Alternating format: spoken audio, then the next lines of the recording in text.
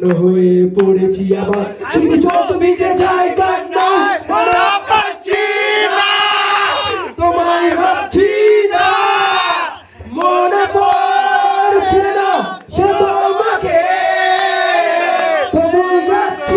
একটুখানি কিছু বলে দাও তাহলে আমি দাঁড়া না, আমি ভাই হ্যাঁ, না সে যাই হোক না কেন বলে দাও। অবশ্যই সাবস্ক্রাইব করো, ভালো করে পড়াশোনা করো, ঠিক আছে? আমরা যেহেতু আমরা স্যারের দেখতাম তখন, তো আমি ভাই খুব উপকৃত হয়েছি।